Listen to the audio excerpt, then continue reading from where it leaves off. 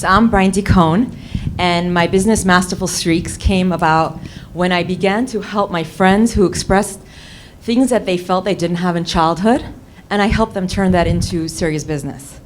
So there was this friend who was always put in choir because her voice was a certain harmony that was always needed, and I helped her turn that pain around into, now she runs a dance studio in commercial space, and she's really big. Another friend, let's say her mother never played with her, so I said, let's turn that into a business.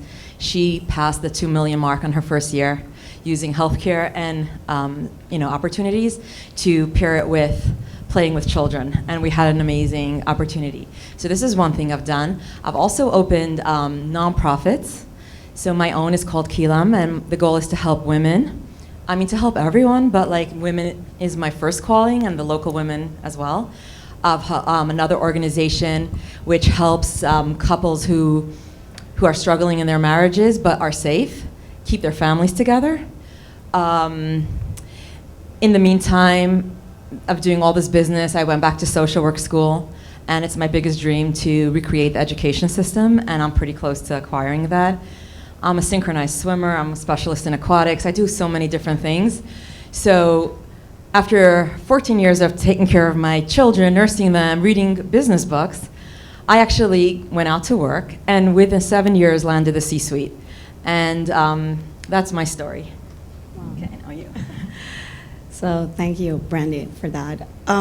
So let me introduce myself. I'm Alcimar Vieira, CEO of Fiberlog.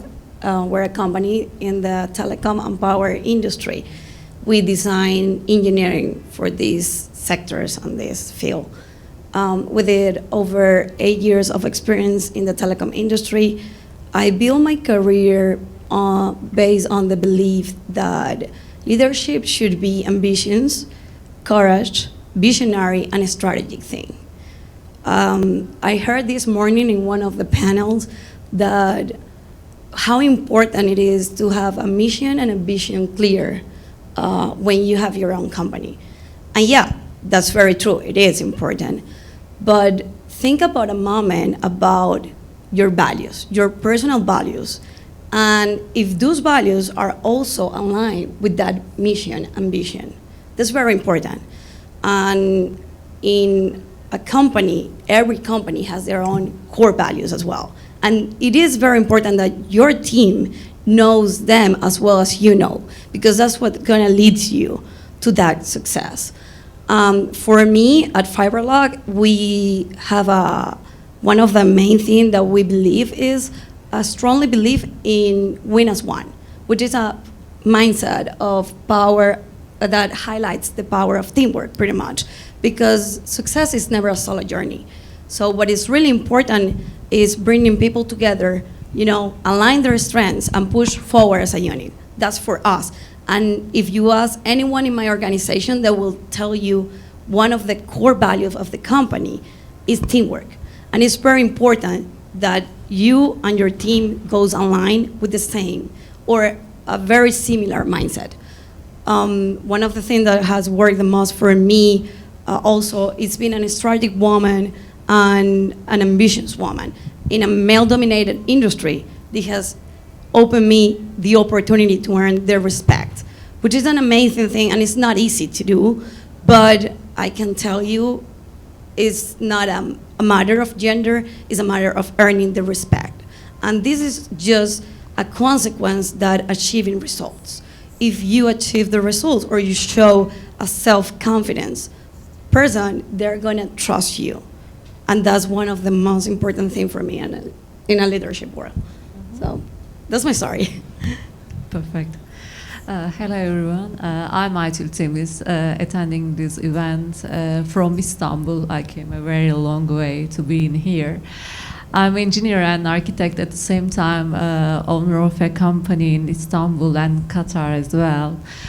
We were with my team together in this field around like 15 years. It's a big honor and pleasure to share my experiences in the Middle East, Asia, and a couple of countries in the Europe.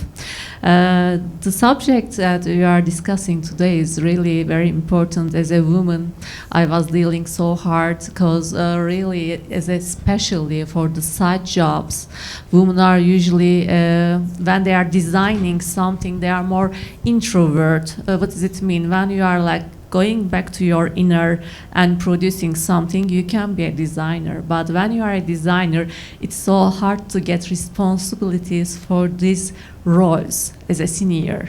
So usually designers like architects, they refuse in the having the big roles in the architecture and engineer companies.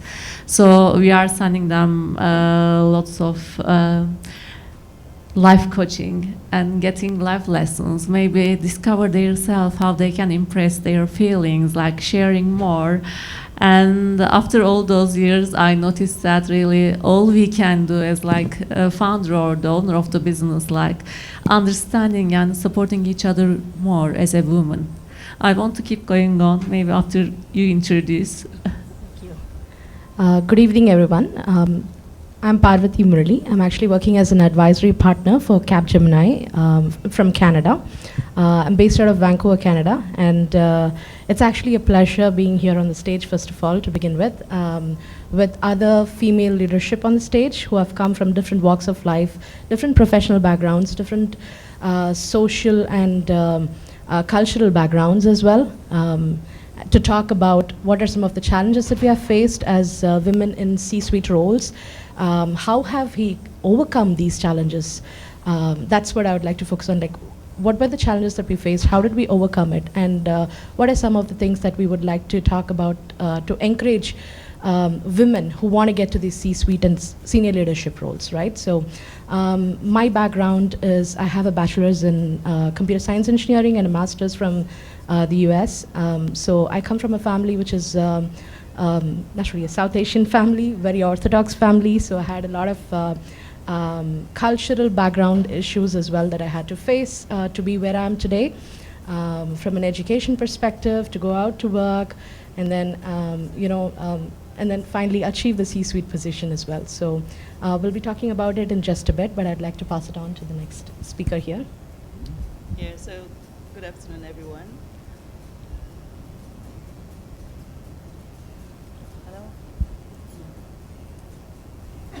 Hello. So my name is Dr. Thelma Ezono. I'm very excited, to be here, sitting here today to talk about these challenges, because I know these are things I'm sure everyone here at our level would have gone through it one way or the other. So I'm the CEO of Zips Medical Group. So what we do have clinics in different states in the United States. What we do in our clinics, we only see the veterans. So it's a little niche that we're working around. So recently, from my personal experience, seeing all these patients, we realized that there were some very basic medical devices that you would assume that everybody had, but we did a survey and found out that over 80% of people didn't have some of them, and then we started a Zips medical device, which is a new sector that we just came up with. It's been a journey, so whether we like it or not, being a female, comes with its own struggle, and then you're trying to prove points at every point in time. You're going for meetings where, 90% of the time you're the only female. And then for some of us, we're not just females, we're minorities. There's just a lot, you have to deal with. But then, against all odds, we're still where we're at, So it's really interesting. I want to see what we all have to say here today. Thank you. Good afternoon. Thank you. My name is Tammy Dally Blackman, and I'm the CEO of Tammy Dally Blackman Group, based in Baltimore, Maryland, but we work across the country. Management consulting company that works across the government, nonprofit, philanthropic, and corporate sectors. It's interesting, we were doing our time together to prepare. I was thinking about how, for me, that so much of my world has been woman-dominated that I actually don't spend a lot of time thinking about it in the sense of what I've had to overcome. But obviously, as Thelma and others have said, they're all the things, and those things might be your gender, it might be your religion, it may be your ethnicity, and all of those things.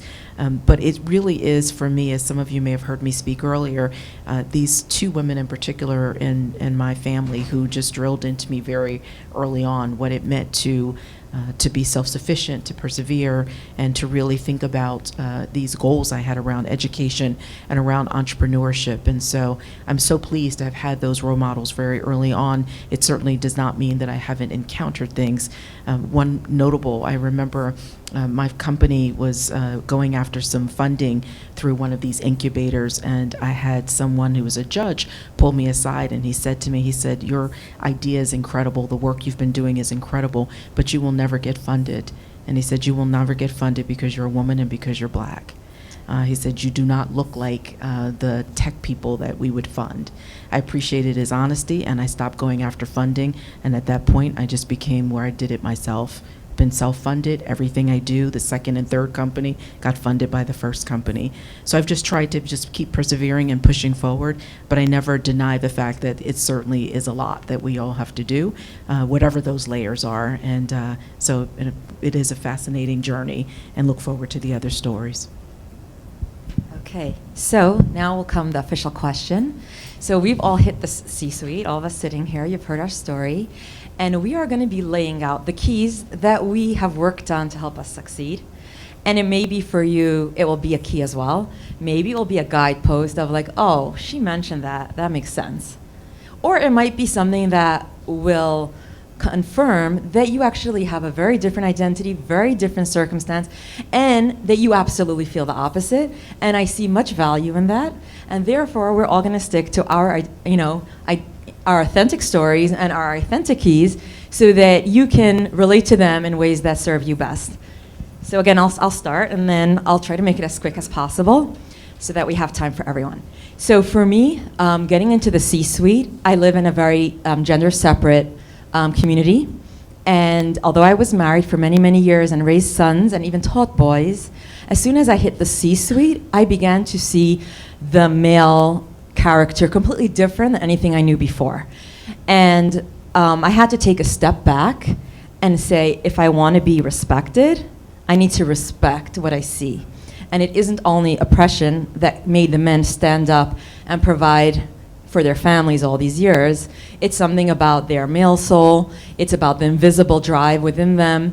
I need to understand it more, and I need to kind of relate to them in a way that shows support for something that internally I don't feel. And that has been a very big key. And also, like, sometimes when they would come and say, "Mrs. Cohen, we've been struggling for 2 weeks. We have no choice. We're going to ask your help." And I solved the problem in 15 minutes. I was very mindful of how vulnerable that made them feel. And I would say, "It was good you asked me. That was smart of you." Right? It was my smart thing that I got the solution. But I would honor them, and I would realize how they're all watching their back. Another quick thing I want to say is that it's really important, if you're working with men, to dress for the business world. This is not a beach scene, and it really disturbs the focus on the business. Another thing is that I learned that men waste a lot of time like bantering and making these jokes. And in the social work circle, I once said, maybe we could spend less time. And the men were like, "What? Do you realize what stress we're under? We need this time, and this is how we decompress." So that's another key that I'm laying out that I learned. And finally, if you meet corruption and immorality, just know that the corrupt people eat women like they eat men. And do not confront them, do not tell them everything you know, but do start to protect yourself and look for the door. It's really important. Yeah, very interesting. Okay, well, my story is a little bit different. For me, I'm an architect originally from Venezuela. I'm a Latin woman. So when I came here to the States, I faced this challenge of entering into a very new world, which was the telecom industry. Like, what does an architect do that has anything related to the telecom, to the engineering field? So for me, it was very difficult. I started as a designer in this company. And a few months later, I just knew that I want something bigger. Like, I took every opportunity on my path, on my career. So, like, a few months later, I was promoted to a coordinator, then a supervisor. And within less than a year, I was the engineering manager. And that was because I'm always considered myself an ambitious woman. Okay, I always trusted myself. I have an unshakable self-confidence. Sometimes it's annoying, honestly. Sometimes people could feel treated, like, what does she means, what is she like this? But that has been key for my success. So when you enter in a male-dominated room and a big decision table, you need to look your very self-confidence. Because if you don't trust yourself, no one will. That's a reality. You are not gonna sell anything that you have to say. After being an engineering manager, 3 months later, I was promoted to a project manager. And then I saw a needs on the market for better quality jobs, and that's when an opportunity opened to me to open my own company. And I saw a window, and I took it because I'm an ambitious woman again. So that's been very important on my path, my career. But one of the things that is often said is that women are too emotional to lead. And who doesn't feel like, you have heard this in the past, right? Women are too emotional. And that's something that we heard constantly. And I'm gonna tell you something, it is true, we are too emotional, but that's not a weakness. And that's something that I learned. And one of the things that it mattered the most is when you learn how to blend that emotion, that instinct, that different perspective that we had, and you blend it with a strong decision making. That's key. That's when you start things, a big opportunity, a big window. And that's when people start respecting you all along the way. And that's when they start saying like, okay, yeah, but how she used that emotion, and when you take that and you put it on a big table with others, respect your male's perspective as well. Because leadership, when you combine the two different perspectives, amazing things can happen. And that's my personal opinion. That's been my journey. My partner is a male, and we see things like very different. But when we combine the two perspectives, the two point of view, oh my God, what we have done and we have achieved in the past, it's been incredible. We started with 5 employees, and now we are over 60 employees in less than 4 years, which is an amazing thing. So again, know what are your potential, know what are for me, being self-confidence, being key in my path, but that's who am I. Now, know yourself and take advantage of that. That's all for me. How beautiful. All of us coming from very different cultures, and in Turkey, I grew up in a family like full of women. I don't have a brother, and I lost my father when I was 9 years old from a cancer. And after all, with my mom and I believe my sisters, we learned that how to be a man and a woman at the same time at home. So when I start to work, life was easier for me than my friends if I compare who have father and brother, more protection.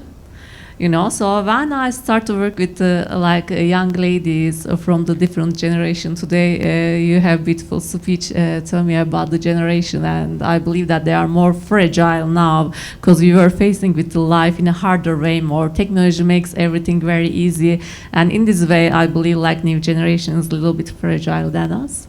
So I love to talk to them openly, and I will always say that, why life is very easy when we are working with men, but with women a little bit complicated. Why? Because you are scared because of your feelings. Tell something openly to other person to not hurt them. But it's not hurting, it's business. So at the same time, why you create something together and take care of their feelings, because I'm in a design field. And at the same time, make them just talk and say whatever you are thinking, what is bothering you, why you are worried about something. I believe for especially giving the responsibilities in the years in the companies, this is very important. And I noticed that in my team, the ladies who take more responsibilities, they really start to talk more openly about everything that they are worried for work. And now in my two companies, it's like together around 140 people now. And I'm manager of one of them and business development manager for the second one. So now with the AI and other technologies, I believe that women will be more successful next couple of years because the technology in design will grow up very fast. So they will just know how to manage. And it's not like a physical effort more for even the sites, because technology coming into the site jobs for to build something, and it will be easier to follow the site jobs for when you design. And I believe that, you know, if we have a good understanding and support to each other, that's a bigger opportunities in the life, and we don't be not scared. That's what I learned from my life. If life is cutting us, putting more pressure, it's just that maybe it's wanna make us more beautiful. That's it. Thank you so much. That's very interesting to hear those conversations, because we're all from different walks of life, like I said. So from my perspective, I'm from the software development and IT industry. So we have equal number of men and women in the IT industry, especially in junior roles. When it comes to the C-suite, that's where we see the difference. We see that the C-suite is something that's very male-dominated and not as many female in the C-suite levels or roles when it comes to IT industry. So one of the things that I've, because I said I come from a very orthodox family, so it's more of the societal pressure. When you come from South Asia, I think most people might be familiar here. We have a lot of movies and series about it. On Netflix, Amazon Prime, and so many other OTT platforms that you can watch. But there's a lot of societal pressure when you are a woman from South Asian country. The reason being, as soon as a girl is born in a family, the first, how people think is, if you have a daughter, start saving for her marriage, not her education. When it comes to a son, start saving for the son's education and not the marriage, right? So that's how typically people think. So my family was very forward thinking, and like my friend said here, I was raised like a boy. So I was raised to be very confident, approach opportunities very openly, right? So somehow I've been very lucky, I should say, and blessed that I've had great men in my life, starting with my grandfather, my father, and now my husband, who have always been the wind behind my wings to help me and support me fly and achieve all what I want to achieve, and not be a barrier in any sort of way. That's, I think, one thing that is very important. We might talk a lot about why do I need approval from, you know, my male counterpart, but that's not how things work. At some point or the other, it's just like how you need to support your husband needs to support you as well, right? So that's how they say that it's like tracks on a train, right? It needs to run in parallel. So you need to support each other to be successful together. So that's one thing. And another thing, I recently read a book about the female brain, which talks about why why we are more emotionally, why we have that emotional quotient, right? It's something that's very biological and beautiful. And the reason I read this book is because just less than 8 months ago, I had my first child, which is a daughter. So I started reading more into this at that time. So it is biological because we have a bigger hypothalamus, which is a part of your brain. And that's one of the reasons why we have that emotional quotient. So I strongly feel that you need to bring both to the table. Men are more practical. We always say that men are from Mars and women are from Venus, which is very true. And you need both perspectives to make sure that whether you're running a software implementation, whether you're running a different kind of a company, like it could be something to encourage and motivate people, or it could be a firm that is an IT industry, or it could be any other industry, hospitality management, whatever that might be, right? You need to have that different perspectives from different walks of life to make sure that things are driven, and you have those different perspectives to ensure that you achieve that end goal, right? So that's one thing. And some of the challenges that I've faced it's really interesting because as soon as I finished my master's in the US, the first challenge that I faced was from an immigration perspective. I'm not sure how many of my fellow panelists or the audience can connect to this, but that was a big hurdle. No matter how talented I was, even if I was like an 85 out of 100 in the interview, and there might be a second candidate who was only 65, the moment they hear that I need a visa sponsorship to continue work, I would lose the opportunity. It would go to the next person in line, no matter if I had more skill set or if I was a better candidate, right? So that was the first barrier that I had to hit when I completed my master's and started finding work in the US.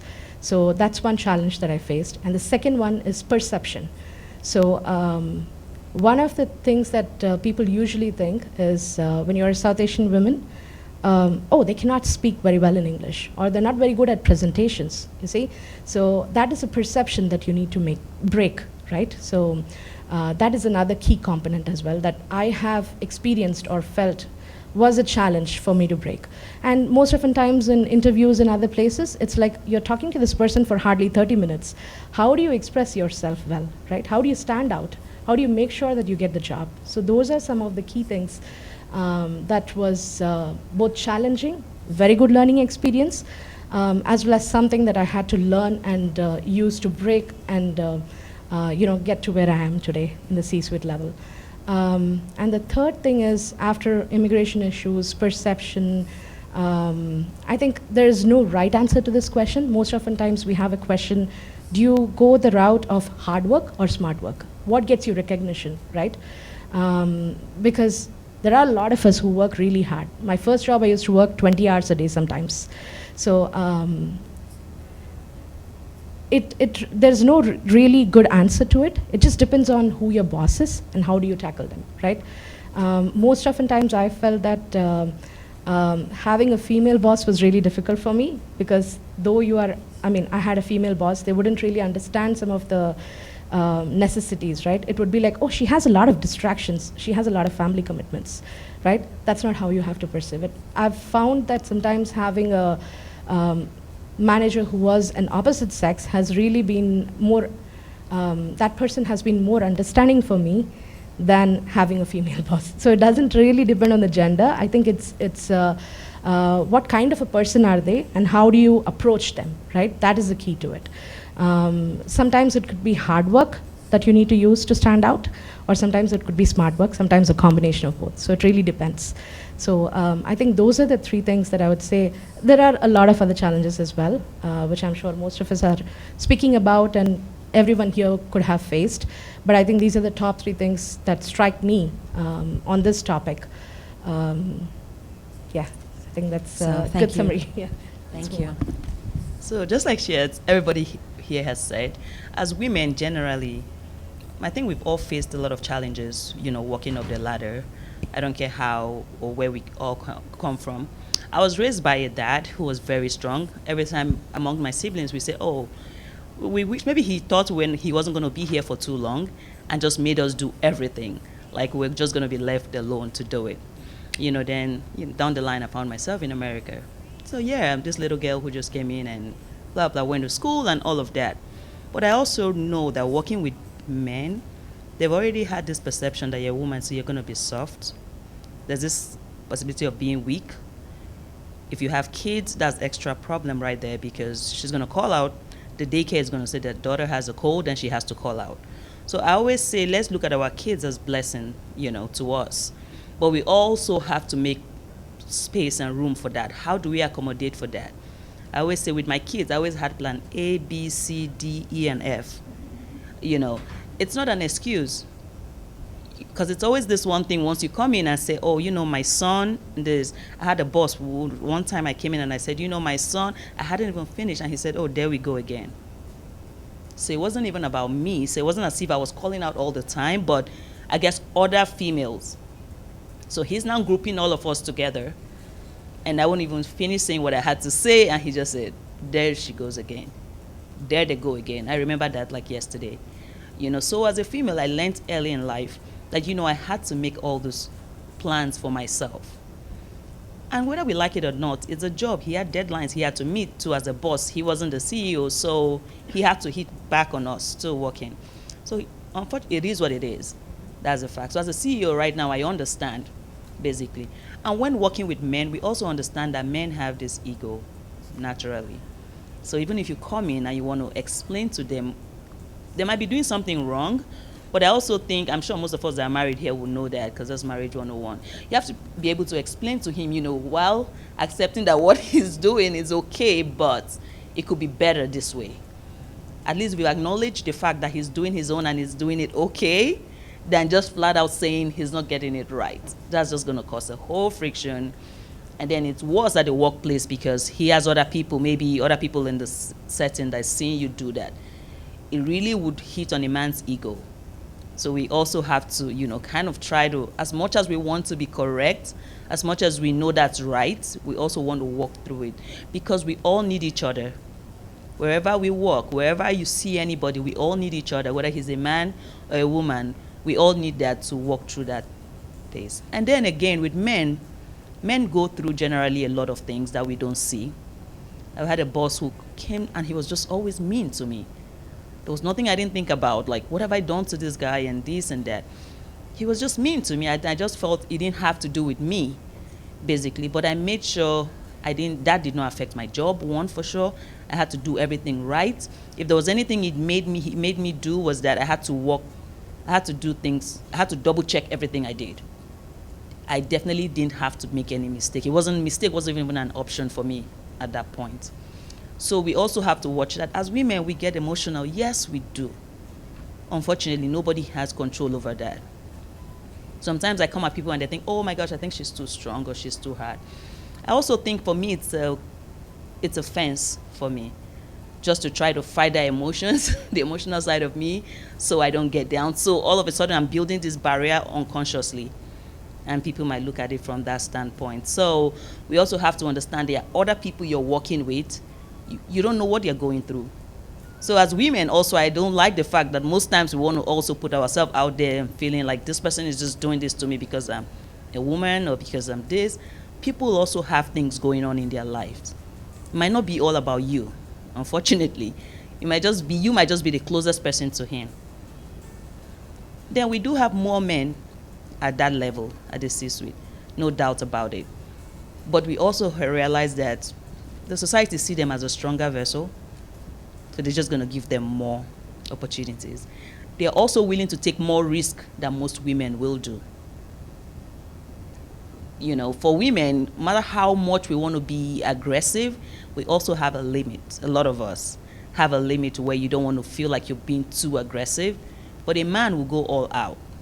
So most times, most CEOs or people will kind of rely on them mostly, it's just the way the circumstances, how things work. So the only thing I can say for females who are growing or who are heading up there, try to manage your time. Family time is important and all, but try to know how you want to walk around it. Just trying to balance your stuff. So with women, we also have the internal capacity to manage 5 different things and still be okay. It's just a natural gift that the men can't. Once a man is doing more than 1 to 2 things, he's distracted. Once you add the 3rd thing, the 2 will fail, flat out. He can only do 1 thing at a time. The 2nd one, he will struggle. So, so we just have to figure that out for those of us who are not married or who are just having kids. Yes, it's nice that you have children, but it's not the society's business. That's your personal business, your personal decision. Please take care of that and fix it. And don't assume that because your boss doesn't understand this means he doesn't have empathy. No. He will, like what they said, but how do they draw the line? So because your son did this, that's why you didn't meet the deadline. Unfortunately, it's not going to fly everywhere we go. So try to figure out that part. If you have a husband, great. If you have one like mine, great, because he will pick up the slacks everywhere. I already know if something is going on, he's definitely the one calling out. So, you can leverage on that to get through it. So I guess that's it for me. Thank you so, so much. So I think I'll come at this in a little different way. As I said earlier, for me, I've lived in a very female-dominated world, and so I have literally just built an alternative world. You know how Shonda Rhimes built Shondaland, I've built Tammyland, and I don't spend my time thinking about men in this way. I think men are amazing, and I'm appreciative of the incredible men I've had in my life, whether it's been family, friends, uncles, my ex-husband. I'm just so appreciative of the amazing people who have been in my lives of all different backgrounds. So for me, though, it really has been, I think about this intersectionality, and we all have it, intersectionality, whether again, gender, religion, sexual orientation, where you've come from geographically, where you went to school, all of these things. And I think that for women, it certainly has always been the case. And for African American, for Black women, certainly has been the case. And we think about, there have been so many ways in history, when you look at history, that Black women have been told they had to choose one or the other, being a woman or were you Black. When you think about getting the right to vote, that's what Black women were faced with. For me, it's really has been, it's something that Thelma said, that the way I grew up was, my mother said I was an only child for a very long time. My only sibling came almost 15 years later. And so my mother drilled into me, I need you to be self-sufficient in case you were in this world by yourself. And that's regardless, she would have done that whether I was male or female. That was just her theory and how you do this and raise your child. So again, for me, it was always thinking about, how do I move forward? How do I break barriers? And I did not think about those barriers in terms of male or female. I just simply I've got to move, I've got to do what I have to do and think about it. So I've just built an alternative world. I want that, and I'm driving to that. I don't care what else is happening, and I'm certainly not, again, love men, but I'm not letting a man stand in the way of that, and I'm not spending a whole lot of time thinking about your feelings about that. I'm moving forward. I care deeply about community. I care deeply about how I, not only the work I do, but how I give back in community, what it means to be, again, setting examples. I spent a ton of time talking to my nephews, for example, and my cousins' boys, because I want them to see this, so that when they're out in the world, they have an expectation of this and know how to treat the women that they come in contact with, who are smart, who are ambitious, who are energetic about their lives, passionate, have ideas. So I guess in that way, that's the way I've tried to do this, but not spending a lot of time thinking about it positive or negative, but trying to be an example, but also trying to see that. So if it's about trying to be an angel investor, if it's about trying to provide advice, it's meaningful to me that I do this, again, about community, and it's not about female or male. This idea is the way I've raised my own daughter. I have one child, and I am so proud of her. My daughter is 23 years old, and from the very beginning, I told her, you are smart, you are bold, and you are beautiful. And I would have had a similar mantra if she had been a boy. But I wanted her to understand that she had to stand and she had to create her space, because if we look for anybody else to create this space for us, we're already in trouble from moment one. I'm not looking for anyone to create my space or to validate my space, and I'm sure that's true for all of these women. So I've just been thinking about this, how do I keep moving forward? And what that looks like. And I've tried to do that, again, as I've raised my own daughter, who's also become an entrepreneur, and saying to her, we have these conversations. What's your path forward? What are you going to have to get through? Who are you going to have to go through to get to what you want? Who are you going to leverage? Who are you going to have be in partnership with? Who are you going to care about? How are you going to use your time, your energy? Because I want her, again, to stand in whatever she's choosing, not because of her gender, but because of what she's choosing and caring about her community and the ways in which she wants to have impact. So I appreciate all of these stories. They're just so very important. But for me, I have created this alternative universe where, again, men are very much a part of my world and love them, but they do not direct my work, and they certainly do not in any way hinder this and my ability to move forward. Thank you. And I want to say kudos to myself and all my co-panelists. This has been a wonderful experience to hear about female strength and how we have moved forward, and our courage to tell our stories so others can follow our path, use our keys, reflect on the guideposts, or decide to do it differently. And I hope that this opportunity continues to bless you as you move forward, and that you achieve your highest potential. Thank you so much. On a lighter note, I just want to say we have been talking about this topic for a lot of years now, most audience might be thinking that, okay, you are all women in the C-suite, which means you have already been there. So what is there to talk about this topic anymore, right? Because women are part of the C-suite today. We may not have equal ratio in the C-suite for men versus women in most industries, but why do we have to talk about this? On a lighter note, I would just like to say probably we can stop talking about this the day we have a female US president. Thank you.